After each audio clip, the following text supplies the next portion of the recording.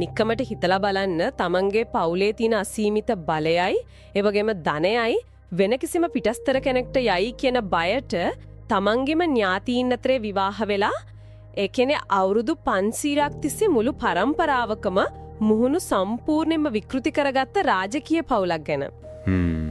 ඔව් ඒක ඇහෙද්දි තැඟ හිරිපැටෙනව නේද? හරියටම. සාමාන්‍යයෙන් අපි කෞතුකාගාරයක් කිව්වම අපිට මතක් වෙන්නේ අර වීදුරු පෙට්ටිය ඇතුලේ දූවිලි බැඳුණු පරණ බඩු ගොඩ ගහලා තියෙන හරිම නිහඬ තැනක් නේ. ඔව් ගොඩක් අය හිතන්නේ ඒක හරියට ජීවයක් නැති අතීතයක ගබඩාවක් විතරයි කියලා. අන්න ඒකයි. හැබැයි අද අපේ මේ ගවේෂණයේදී අපි කතා කරන ඕස්ට්‍රියාවේ වියානා නුවර තියෙන කලා ඉතිහාස කෞතුකාගාරය එමත් නැත්නම් කුන්ස්ට් හිස්ටෝරිෂස් කෞතුකාගාරය දිහා බැලුවම ඒ අදහස සම්පූර්ණයෙන්ම කනපිට හැරෙනවා. ඇත්තටම මේක නිකම්ම කෞතුකාගාරයක් නෙවෙයි. ඔව් මේක අතීතයේ සිදුවුණු දැවැන්ත බලාරගල කෑදරකම් සහ අඳුරු රහස් පිරුණු පරීක්ෂණ විද්‍යාගාරයක්. අර වීදුරු පෙට්ටිය ඇතුලේ තියෙන නිකම්ම කෞතුක වස්තු නෙවෙයි ඉතිහාසයේ ලොකුම අපරාධවල සාක්ෂි. ඔතනදී අපි තීරුම් ගන්න ඕන වැදගත්ම දේ තමයි මේ සුවිශාල කෞතුකාගාරයේ තියෙන අතිශය දුර්ලභ අගනා වස්තුන්ගෙන් බහුතරයක්ම අතීතයේදී අයිති වෙලා තිබුණේ එකම එක පවුලකට. ඒ කියන්නේ අර මුළු යුරෝපයේම පාලනය කරපු පවුලද? හරියටම හරි. ඒ තමයි වසර 500ක් පුරාවට මුළු යුරෝපයේම වගේ තමන්ගේ යකඩ හස්තට නතු කරගෙන හිටපු හැබ්ස්බර්ග් රාජකීය පවුල. හැබ්ස්බර්ග් පවුල. ඔව්. ඉතින් මේ ප්‍රදර්ශන භාණ්ඩ දිහා අපි ටිකක් ගැඹුරින් බැලුවම අපිට පේනවා මේ ලෝකයේ ප්‍රබලතම රාජකීය පවුලක් තමන්ගේ බලය තහවුරු කරගන්න යුද්ධ කළා විතරක් නෙවෙයි කියලා. ඒ කියන්නේ ඔවුන් වෙනත් උපක්‍රමත් පාවිච්චි කළා. අනිවාර්යයෙන්ම. ඒ වෙනුවෙන් ඔවුන් තාක්ෂණය, කලාව, මනෝවිද්‍යාව සහ අන්තිමේදී තමන්ගේම ජානපව හැසිරුව ආකාරය තමයි මේ වයින් පේන්නේ. මේවා හුදු පරණ බඩු නෙවෙයි. අදටත් අපේ ජීවිතවලට බලපාන මානව ඉතිහාසය වෙනස් කර සැබෑ හැරවුම් ලක්ෂයන්. එහෙමනම් ඉතින් අපි මේ කතාවේ අගමුල හොයන්න පටන් ගමු පළමුණ මැක්සිමිලියන් අධිරාජ්‍යයෙන් නේද? හොඳ අදහසක්. එතනින් පටන් ගන්න එක තමයි වඩාත් ගැලපෙන්නේ. ඒවා ඔහු පාවිච්චි කරපු හරිම අමුතුම විදිහේ ලෝහ සන්නාහයක්. මධ්‍යතන යුගයේ නයිට් වරුන්ගේ අශ්වාරෝහක සටන්. එහෙමත් නැත්නම් අපි ජෝස්ටින් කියලා කියන්නේ. ඔව් ඒ කාලේ හැටියට ඒක මාළකු දෙයක්. හරියටම. ඒක හරියට අද කාලේ පාපන්දු ලෝක කුසලානේ වගේ එකල තිබුණු ජනප්‍රියම සහ භයානකම ක්‍රීඩාවනේ. හැබැයි මම අහලා තියෙන විදිහට රජුගේ මේ සන්නාහය නිකම් යකඩ ඇඳුමක් නෙවෙයි නේද? කොහෙත්ම නෑ. ඒක හරිම විශේෂ එකක්. මම කියුවා මේක ඇතුලේ අමුතුම જાතියේ ගිය පද්ධතියක් සංගවලා තිබුණා කියලා. ඒක ඇත්තක්ද? ඔව්. ඒක හරිම සංකීර්ණ ඉංජිනේරු නිර්මාණයක්. මේ සාමාන්‍ය සන්නාහයක් නිර්මාණය කරන්නේ සතුරාගේ පහරක් වැදුනම ඒක දරා ගන්න පුළුවන් වෙන්න නේද? ඔව් ඇඟට තුවාල වෙන්නේ නැති වෙන්න. හැබැයි මැක්සිමිලියන් රජුගේ මේ සන්නාහයේ පපුව හරියේ තියෙන පලිහේ ඇතුළත ඊටමත් සූක්ෂම ස්ප්‍රින්ග් සහ ලීවර පද්ධතියක් සවි කරලා තිබුණා. ජෝස්ටින් ක්‍රීඩාවේදී විරුද්ධවාදියාගේ හෙල්ලිය මේ පලිහේ નિયમિત ස්ථානයකට හරියටම નિયમિત කෝණයෙන් වැදුණු ගමන්ම මොකද වෙන්නේ? ඒක ඇතුළට බහිනවද? නැහැ, එතනයි පුදුමේ. ඇතුළේ තියෙන යාන්ත්‍රණය ක්‍රියාත්මක වෙලා මුළු පලිහම ගැලවිලා අඩි ගාණක් අහසර විසිවෙන විදිහට තමයි මේක සැලසුම් කරලා තිබුණේ. පොඩ්ඩක් ඉන්න මට මේක පැහැදිලිමදි. අශ්වයන් දෙන්නෙක් උපරිම වේගයෙන් ඇවිත් හැපෙනවා කියන්නේ ලොකු බලයක් නේද? අතිවිශාල බලයක්. ඉතින් ඒ වගේ භයානක වෙලාවක තමන්ගේ පපුවේ තියෙන පලිහ ගලවල විසිකිරණ එක සියදි විනාශා ගැනීමක් වගේ වැඩක් නේ. ඒක කොහොමද ආරක්ෂිත වෙන්නේ? අන්ද එතන තමයි මේකේ තියෙන ඉංජිනේරියුම විශිෂ්ටත්වය තියෙන්නේ. පැයට කිලෝමීටර් ගණනාවක වේගයෙන් අශ්වය දෙන්නෙක් ඇවිත් ගැටෙනවා කියන්නේ කිලෝග්‍රෑම් 1500ක විතර දැවැන්ත බලයක් නිකුත් වෙනවා කියන එක. හම්මෝ 1500ක්? ඔව් ඒක හරියට කුඩා මෝටර් රථයක් කොන්ක්‍රීට් තාප්පයක හැපෙනවා වගේ වැඩක්. අර හෙල්ලිය කැඩලා ගින් ඇඟට ඇනුනොත් එතනම මැරෙනවා. ඉතින් මේ යාන්ත්‍රණය නිර්මාණය කරලා තිබුණේ අර කිලෝ 1500 කම්පනය මුළු ඇඟටම යන එක වළක්වන්න. ඒ කියන්නේ පහරේ බලයෙන්ම පලිහ විසිවෙනවා. හරියටම හරි. හෙල්ලිය වැදෙනකොටම ඒකේ බලය පාවිච්චි කරලමයි පලිහ අහසට විසිවෙන්නේ. ඉතිහාසය ප්‍රතිනිර්මාණය කරන නවීන පරීක්ෂකයෙක් වෙන ඇන්ජේ රෙන් මේ සන්නාහයේ යාන්ත්‍රණය නැවත හදන්න ගිහින් හොඳටම අමාරුවේ වැටුණා. අහෝනේ. ඒ ස්ප්‍රින්ග් පද්ධතිය හරියටම සමතුලිත කරන්න ඔහුට උත්සාහයන් 27ක්ම ගන්න සිද්ධ වුණා. මධ්‍යතන යුගයේ කම්මල්කරුවන් මේ වගේ නිර්වද්‍යතාවය කොහොම ලබා ගත්තද කියන එක අදටත් පුදුමයක්. ඒකල මේක හරියට මට හිතෙන්නේ නූතන හොලිවුඩ් චිත්‍රපටයක ස්පෙෂල් ඉෆෙක්ට්ස් වගේ වැඩක් නේ. අනිවාර්යයෙන්ම හරියටම ඒ වගේ තමයි. එවන්නට අපි දකින්න නේද ප්‍රෝ රෙස්ලිං තරගවල කට්ටිය කරන අතිවිශාල ෂෝ එකක්. අන්න ඒ වගේ දෙයක්. හිතලා බලන්න ඒ කාලේ ප්‍රේක්ෂකාගාරයේ ඉන්න මිනිස්සුන්ගේ මානසිකත්වය. ඔවුන්ට මේවා මැජික් වගේ පේන්නේ නැතේ. හරියටම. රජා සටන් කරනකොට එක පාරටම යකඩ පලිහක් අහසට විසි වෙලා යනකොට මිනිස්සු හිතන්නේ නැති මේ මිනිස්සයාට අద్భుත බලයක් තියෙනවා කියලා. රජුට ඕන වුණේ තමන්ගේ බලය ගැන මායාවක්ම වන්න. ඒක ඊටාම නිවැරදි කිවීමක්. දේශපාලන බලය ලබා ගැනීම සඳහා එකල භාවිතා කළේ හුදෙක් කඩු සහ තුවක්කු පමණක් නෙවෙයි. වෙන මොනවද? මේ යුද්ධ කරනවා කියන්නේ ගොඩක් වියදම් යන වැඩක් නේ. ඊට වඩා ලේසි Tamanට තියෙන තාක්ෂණික සහ මූල්‍යමය හැකියාව මේ වගේ සංදර්ශන හරහා අනිත් රටවල නායකයින්ට පෙන්නන එක. මේ ජෝස්ටින් පිටිය කියන්නේ නිකම්ම ක්‍රීඩා පිටියක් නෙවෙයි. ඒක දේශපාලන මිත්‍රත්වයන් ගොඩනගා ගැනීමේ තීරණාත්මක සාකච්ඡා භූමියක්. එචඩි තමන්ගේ හයිය පෙනෙන තැනක්. මැක්සිමිලියන් අධිරාජ්‍යය තමන්ගේ අධිරාජ්‍ය ව්‍යාප්ත කළේ හමුදාවෙන් විතරක් නෙවෙයි. ඉංජිනේරු විද්‍යාවෙන් මිනිසුන්ගේ මනසට බලපෑම් කරලා ඔවුන්ව මවිතයට පත් කිරීමෙන්. ඉතින් මේ භෞතික බලයයි ඉංජිනේරු තාක්ෂණයයි පාවිච්චි කරලා මිනිස්සු බය කරපු හැටි අපි දැන් දැක්කා. හැබැයි මට ඊළඟට තියෙන ප්‍රශ්න තමයි හැමදාම මේ සෙල්ලම කරන්න බැහැනේ. යුද්ධයක් කියන්නේ සම්පූර්ණයෙන්ම ආර්ථිකය විනාශ වෙන දෙයක් නේ. ඒකනේ. ඉතින් මේ භෞතික බලය පැත්තකින් තියලා සම්පූර්ණයෙන්ම වෙනස් මාර්ගයකින් අතිසාර්ථක වුණු කෙනෙක් මේ ඉතිහාසයේ ඉන්නව නේද? ඔය කියන්නේ යන්නේ දෙවන ෆෙඩරික් අධිරාජ්‍යයෙන් යවනිම නෝන? හරියටම හරි. දෙවන ෆෙඩරික් අධිරාජ්‍යයා පාප් වහන්සේ ඔහුව යවනම 6 වෙනි කුරුසිරුද්දේට. ඒ කියන්නේ ජෙරුසලෙම බලයෙන් අල්ලගන්න කියන. හැබැයි මෙයා ලේසිට යුද්ධ කරන්නේ නැහැ. ඔහු කරන්නේ ඇරාබි නායකයින් එක්ක සාකච්ඡා කරලා සාමකාමීව බලය ලබා ගන්න එක. ඒක ඒ කාලේ හැටියට මහා පුදුම සහගත දෙයක්. මට අදහ ගන්න බැරි දේ තමයි මේ සාම ගිවිසුමට පාර කැපුවේ උකුස්සන් කියලා කියන එක. මොහොතකින් දැවන්ත හමුදාවකට කරන්න බැරි වුණු දෙයක් කුරුල්ල පාවිච්චි කරලා කලා කියන්නේ කොහොමද? අහන්නත් පුදුමයි වගේ නේද? හැබැයි ඒක තමයි ඇත්ත. උකුස්සන් දඩයම එහෙමත් නැත්නම් ෆැල්කනරි කියන්නේ ඒ කාලේ රජවරුන්ගේ ප්‍රභූන්ගේ ප්‍රියතම විනෝදාංශය. කුරුල්ලන්ව දඩයම් කරන එක. හැබැයි යුරෝපියානයන් මේ උකුස්සන්ව පුහුණු කළේ හරිම ක්‍රූර අමානුෂික විදිහට. මේ කුරුල්ලන්ව කැලෙන් අල්ලගෙන ආවම ඔවුන් ලොකු ආතතියකට පත් වෙලා කලබල වෙනවා. ඉතින් යුරෝපියන් කලේ කුරුල්ලට පේන එක නවත්තන්න උගේ ඇහි පියන් නූල් වලින් මහන එක. ඒක කුරුල්ලට ලොකු වේදනාවක් නේ. හරිම ක්‍රූරයි. ඒකනේ. හැබැයි ෆෙඩරික් රජු අරාබි ජාතිකයින්ගෙන් ඉගෙන ගත්තා ඊට වඩා මානුෂ්‍ය සහ ජීව විද්‍යාත්මකව නිවැරදි ක්‍රම. ඒ කියන්නේ අරාබි ජාතිකයන් ඒ කාලේ ඊට වඩා දියුණු මට්ටමක හිටියා කියන එකද? ඔවුන් මොකද්ද කළේ? අරාබි ජාතිකයන් සතුන්ගේ මනෝවිද්‍යාව ගැන හොඳ අවබෝධයකින් හිටියේ. ඇස් මහනව වෙනුවට ඔවුන් කුරුල්ලාගේ හිසට දාන විශේෂ හම්වලින් හදපු හිස් වැස්මක් භාවිතා කළා. ඒ කියන්නේ ඒකෙන් ඇස් දෙක වැහෙනවා. මේකෙන් කුරුල්ලාගේ දෘෂ්ටි ස්නායු වලට යන ආලෝකය නවතින නිසා උන් ඉබේම සංසුන් වෙනවා. ඒ වගේම යුරෝපියන් ජීවි කුරුල්ලන්වම දඩයම් කරලා පුහුණු කරද්දී අරාබි ජාතිකයන් කෘතිම ඇමක් යොදාගෙන කොහොමද කුරුල්ලන්ව පුහුණු කරන්නේ කියන එක ෆෙඩරික් රජුට ඉගැන්නුවා. ඉතින් මේකෙන් කොහොමද යුද්ධයක් නැවතුනේ? මේ සංස්කෘතික හුවමාරුව, ඒ කියන්නේ මේ උකුස්සන් ගන්න දැනුම හුවමාරු කරගන්න එක හරහා ෆෙඩරික් රජු සහ ඊජිප්තුවේ සුල්තාන්වරයා අතර පුදුමාකාර මිත්‍රත්වයක් ගොඩනැගිනවා. අන්තිමේදී කුරුසි යුද්ධයේ ලේ වැගිරීමක් නැතුව ජෙරුසලමේ පාලනය සාමකාමීව බෙදා ගන්න ඔන්න පුදුවන් වුණා. බලන්න ඒකේ තියෙන අපූර්ව කඩෝ හෙල්ලවලින් විසඳන්න බැරි වුණු ආගමික යුද්ධයක් සතෙකුට කාරුණිකව සලකන විදිහ ගැන කතා බහ කරලා විසඳගත්තා. අනික මං හිතන්නේ මේ හරහා යුරෝපයේ ආකල්පවලත් ලොකු වෙනසක් වෙන්න ඇති නේද? අනිවාර්යයෙන්ම. පල්ලියේ අන්ධ විශ්වාස වලින් එහාට ගිය දෙයක් මේකෙන් ආවා. මේ සිදුවීමෙන් තමයි විද්‍යාත්මක ක්‍රමය කියන දේ යුරෝපයට හඳුන්වා දෙන්න මූලික පදනම වැටුනේ කියලා ඉතිහාසඥයෝ විශ්වාස කරන්නේ. අරාබි ජාතිකයන් නිකම්ම සම්ප්‍රදාය මත යපුනේ නැහැ. ඔවුන් ප්‍රශ්න කළා, සතුන්ගේ හැසිරීම් නිරීක්ෂණය කළා, අත්හදා බැලීම් කළා. ෆෙඩරික් රජු ඒ ක්‍රමයම අනුගමනය කළාද? ෆෙඩරික් රජු මේ ක්‍රමය ගැන පොතක් පවා ලිව්වා. ඒක ඒ කාලයේ යුරෝපයේ පැවති දැඩි ආගමික මතවාදවලට එල්ල වුණු ලොකු ප්‍රහාරයක්. හරිම අපුරුයි ඔය වගේම සංස්කෘතික දෙයක් කරහා තවත් දැවැන්ත යුද්ධයක් නතර කරපු කතාවක් මේ වියාන කෞතුකාගාරයේ ඉතිහාසයත් එක්ක බැඳිලා තියෙනව නේද? ඒක ඊටත් වඩා විනෝදජනකයි. ඔව් ඒක නම් ඇත්තටම හිතා ගන්නත් අමාරු කතාවක්. අපි කතා කරන්නේ 18 වෙනි සියවසේ සමාවෙන්න 18යි 14 වියානා සම්මේලනය ගැන. නැපෝලියන්ගේ යුද්ධවලින් පස්සේ මුළු යුරෝපයේම විනාශ වෙලා රටවල් වල නායකින් ඔක්කොම එකතු වෙනවා සාමගි විසුමක් ගහන්න වියානාවට. ඔව් හැමෝම එක තැනකට එනවා. හැබැයි මාස ගාණක් යනවා කිසිම සාකච්ඡාවක් ඉස්සරහට යන්නේ නැහැ.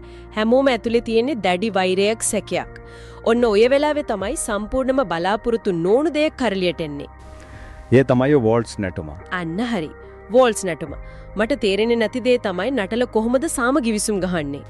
බැලුව බලමට ඒක විහිළුවක් වගේ පෙනුනත් ඇත්ත කතාව ඊට වඩා ගොඩක් ගැඹුරුයි. මේක ඇත්තටම මනෝවිද්‍යාත්මක හැරවුමක්. ඒ කාලේ වෝල්ට්ස් කියන්නේ පල්ලියෙන් සහ සමාජයෙන් සම්පූර්ණව පිළිකුල් කරපු තහනම් කරපු නැටුමක්. ඇත්තද? තහනම් කරලා තිබුණේද? ඕනේ. ඊට කලින් යුරෝපේ තිබුණේ මිනිවෙට් වගේ නැටුම්.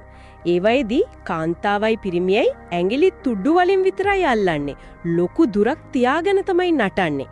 හැබැයි වෝල්ස් වලදී පිරිමියේ කාන්තාවගේ ඉඟටියෙන් අල්ලගෙන පපුවට පපුව ගෑවෙන තරම් ලං වෙලා වේගෙන් කාමරේ වටේ කැරකෙමින් නටන්න ඕන. අම්මෝ ඒක ඒ කාලේ හැටියට සමාජයට ලොකු කම්පනියක් වෙන්න ඇතේ. අනිවාර්යෙන්ම. ඒක අතිශය අශිෂ්ටයි කියලා තමයි සම්මත වෙලා තිබුණේ. ඉතින් මේ තරම් තහනම් දෙයකට කොහොමද අර දැඩි මතධාරී නායකයෝ සම්බන්ධ වුණේ? ඔවුන්ගේ තරාතිරමට ඒක ගැලපෙන්නේ නැහනේ. එතන තමයි රහස තියෙන්නේ. දවල්ට සාකච්ඡා මේසවල රණ්ඩු වුණු මේ නායකයන් කුමාරවරු රැට රහසින් මේ නැටුම් සාදවලට යන්න පුරුදු වුණා. රහසින් ගියේ? ඕ. ඉතින් ওই වේගෙන් කැරකෙනකොට මිනිස්සුන්ගේ මොළයේ එන්ඩෝෆින් ශ්‍රාවය වෙලා පුදුමාකාර මානසික නිදහසක් ඇති වෙනවා. ඒ වගේම තමන්ගේ සතුරෙක් එක්ක හෝ සතුරෙක්ගේ බිරිඳක් එක්ක මේ වගේ කිට්ටුවෙන් නැටුවම අර සාකච්ඡා මේසයේ තිබුණු දැඩි වෛරය මමත්වය ටිකින් ටික දිය වෙලා යනවා. මිනිස්සු විදිහට එකිනෙකාට කිට්ටු වෙනවා. හරියටම හරි. අර දේශපාලන මායිම් ඔක්කොම අමතක වෙලා යනවා. ඒ කියන්නේ අර භෞතිකව ඇති වුණු සමීපකම දේශපාලන මායිම් බින්දගෙන යන්න උදව් වුණා කියන එක. හිතා ගන්නත් අමාරුයි. අවසානයේදී පල්ලියෙන් සම්මත කරපු නීති කඩපු සදාචාර විරෝධී කියලා ලේබල් ගහපු නැටුමක් මගින් තමයි යුරෝපීය සාමය ගොඩ නැගුණේ. ඔව් ඒකෙන් අපිට පේනවා සමාජයේ සම්මතයන් බින්ද දමන නව අදහස්. ඒ කියන්නේ අරාබි විද්‍යාව වුණත් වෝල්ට්ස් නැටුම වුණත් කොතරම් දුරට මානව ඉතිහාසයේ හැරවුන් ලක්ෂයන් බවට පත්වෙන්න පුළුවන්ද කියලා. හරි අපි දැන් දැක්කා බලය සහ සාමය ගොඩනගන්න කලාව සහ විද්‍යාව කොහොමද පාවිච්චි කළේ කියලා. හැබැයි මේ කෞතුකාගාරයේ අඳුරු පැත්තක් තියෙනව නේද? අනිවාර්යෙන්ම අඳුරුම පැත්තක් තියෙනවා. ඒ තමයි මිනිසාගේ අසීමිත කෑදරකම. යුද්ධ කරලා සල්ලි ඉවරුනහම මොකද වෙන්නේ? අපි යමු 17 වන සේවසට.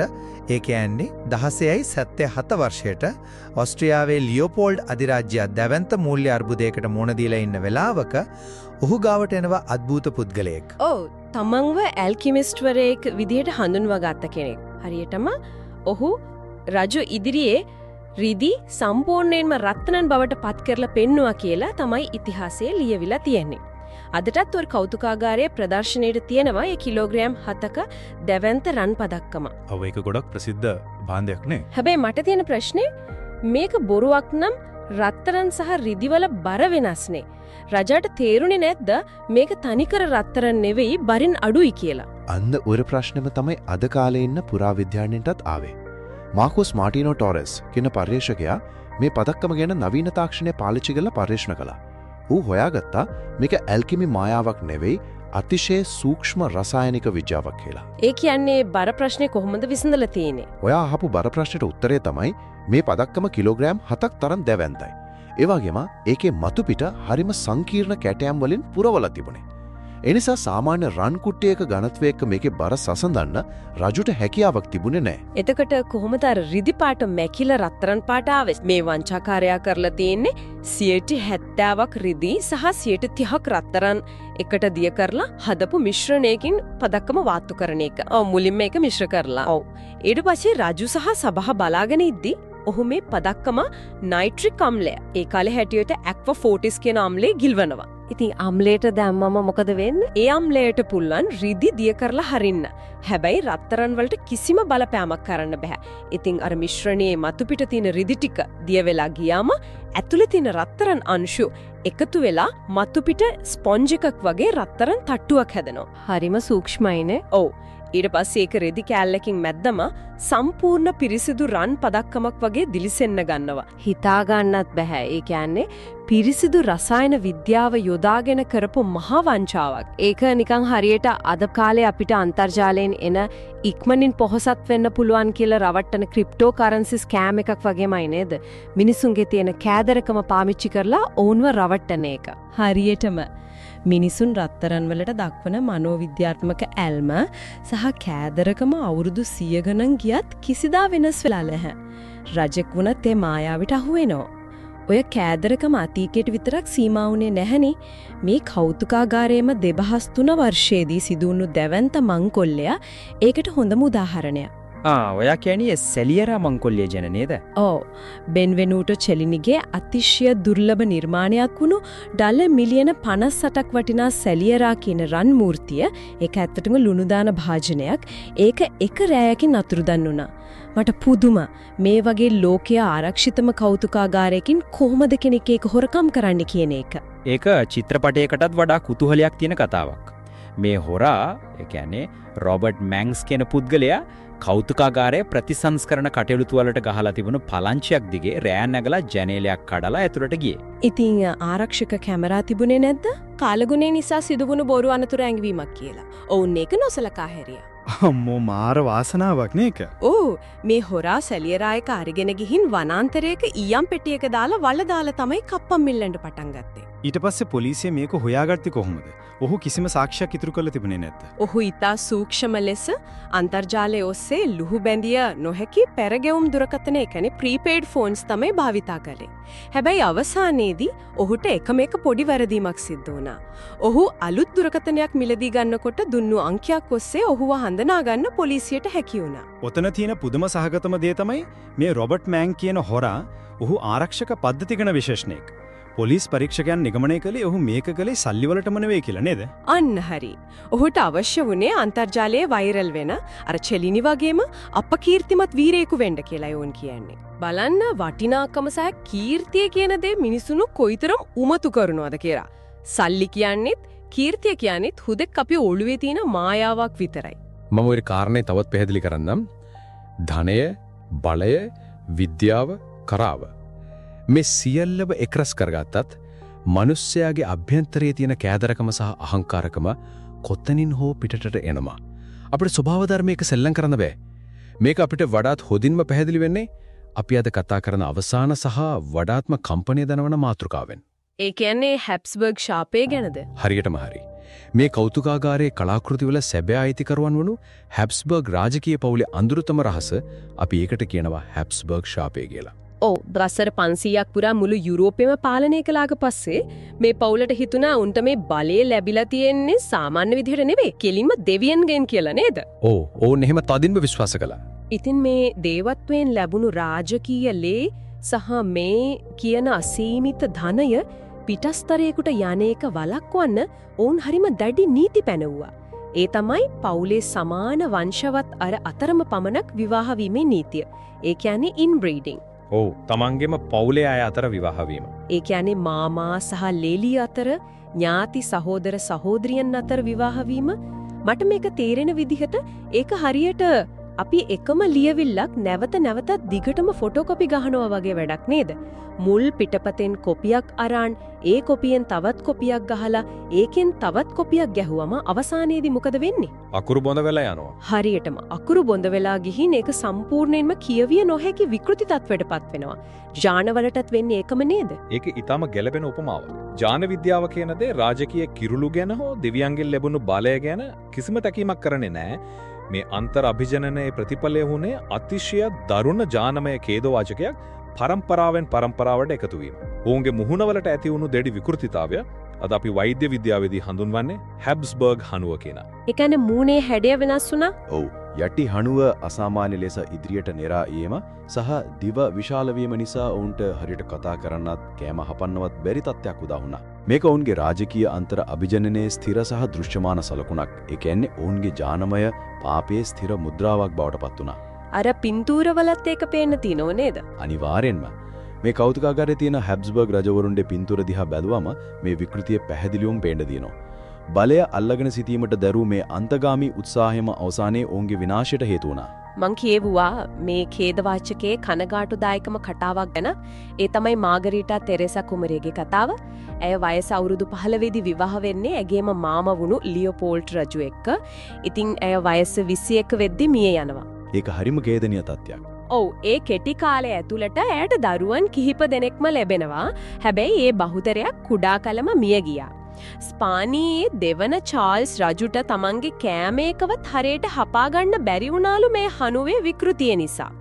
පරම්පරාවෙන් පරම්පරාවට මේ දරුණු ඛේදවාචකයේ දිගටම ගියා නම් කොහොමද මේ පවුලෙන් නම අදට ටිතුරු වෙලා තියෙන්නේ? මේ මහා අධිරාජ්‍යය සම්පූර්ණයෙන්ම වඳ වෙලා යාමෙන් බේරුණේ කොහොමද? අන්න ඒක තමයි මේ කතාවේ තියෙන ලොකුම උත්ප්‍රාසය. ඔවුන් මේ තරම් දැඩිව ආරක්ෂා කරන්න හදපු පිරිසිදු රුධිර නීතියමයි ඔවුන්ව විනාශ කළේ. හැබැයි මේ පවුල සම්පූර්ණයෙන්ම ලෝකෙන් තුරන් වෙලා යාමෙන් බේරුණේ පසුව පැමිණි පරම්පරාවල කිහිප දෙනෙක් මේ දැඩි පවුල් නීති කඩ කරමින් හැබස්බර්ග් නොවන වෙනත් රුධිර නාලිකා සමග විවාහ වීම නිසායි. ඒ කියන්නේ වෙනත් පිටස්තර පවුල් වලින් විවාහ වුණා. ඔව් සාමාන්‍ය වංශවත් පවුලක එකතු වෙලා ජානමය විවිධත්වයක් ඇති කරගත්තු නිසා තමයි ඔවුන් බේරුණේ. ඒ තමන්ගේම සම්ප්‍රදාය බෙද දැමීමම තමයි ඔවුන්ගේ අංශු මාත්‍රයක් හෝ ඉතිරිවීමට හේතුන්නේ. එතකොට කවුද මේ පවුලේ අන්තිමයා? ඒ විදිහට ඉතිරි වුණු පවුලේ අවසාන උරුමත්කාරයා විදිහට සැලකෙන ඔටෝ වෝන් හැබ්ස්බර්ග් 2011 වසරේදී වයස අවුරුදු 98ක් වෙලා ඉඳලා සාමාන්‍ය පුරවැසියෙක් විදිහට මිය යාමත් එක්ක මේ වසර 500ක උමතුවෙන් පිරුණු මහා කතාව අවසන් වෙනවා. හරිම සම්මේදී වගේම පුදුම හිතෙන කතාවක්. හරි අපි අපේ මේ දීර්ඝ ගවේෂණය ටිකක් සාරාංශ කරොත් අපිට පේනවා කෞතුකාගාරයක් කියන්නේ ඇත්තටම නිකම්ම ගබඩාවක් නෙමෙයි ජීවමාන කතාපොතක් කියලා නේද? පැහැදිලිවම. අපි දැක්ක බලය පෙන්වන්න ස්ප්‍රින්ග් දාපු සන්නාහ හැදුවා ලේහලන යුද්ධය වෙනුවට කුරුල්ලන් සහ අශිෂ්ටයි කියපු නැටුම් හරහා සාමය ගෙනාවා. ඒ වගේම අපි කතා කළා රත්තරන් සහ කීර්තිය වෙනුවෙන් මිනිස්සුන් කරපු රසායනික විද්‍යාවන් සහ ඩොලර් මිලියන ගණන් වටිනා මංකොල්ල කෑම් ගැන. ඔව් ඒ ඔක්කොම උනේ එකම පවුලක ඉතිහාසය වටා. අන්තිමේදී අපි දැක්කා බලය සහ ධනය තමන්ගේම පවුල ඇතුලේ හිර කරගෙන ඉන්න ගෙහින් ස්වභාව ධර්මයක විරුද්ධ වෙලා මුළු පරම්පරාවක්ම විනාශ වෙලා ගිය ජානමය ඛේදවාචකයක්. අපි හැමෝම තේරුම් ගන්න ඕන දේ තමයි අර වීදුරු පෙට්ටිය ඇතුලේ ප්‍රදර්ශනයට තියලා තියෙන සෑම නිහඬ වස්තුවක් පිටුපසම අභිලාෂය, ආදරය, කෑදරකම හෝ නවෝත්පාදනයෙන් පිරිණු අපිට ගොඩක් කිට්ටු මිනිස් කතාවක් తీරම කියන එක. ඉතිහාසය කියන්නේ හුදෙක් කටපාඩම් කරන්න ඕන දිනවකවානු ගොඩක් නෙවෙයි. ඒක අපිටත් වඩා බලවත් වුණු හැබැයි අපිට දැනෙන හැඟීම්ම කෑදරකම්ම දැනුණු මිනිසුන්ගේ අතිශය සංකීර්ණ කතා සමූහයක්. ඇත්තටම අපි මේ කතාබහ අවසන් කරන්න කලින් සාමාන්‍යයෙන් හිතලා බලන්න පොඩි සිතුවිල්ලක් එක්ක නවතිමු. හිතන්න අදින් තවත් වසර 500කින් අනාගතයේ ඉදිවන කෞතුකාගාරයක අපේ වර්තමාන සමාජයේ නියෝජනය කරන භාණ්ඩ ප්‍රදර්ශනය කළහොත් අපේ නූතන සමාජයේ කුමන ආකාරයේ ශාපයන් හෝ උමතුවන් ඒ භාණ්ඩ හරහා අනාගත මිනිසුන් දකීවිද?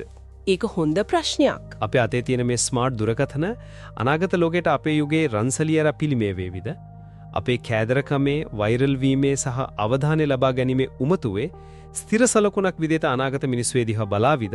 ඒ ගැන ගැඹුරින් හිතන්න ඉඩ තියමින් අදට අපි සමුගන්නවා නැවතත් මේ වගේම අපූර්ව ගවේෂණයකින් හමු වෙමු.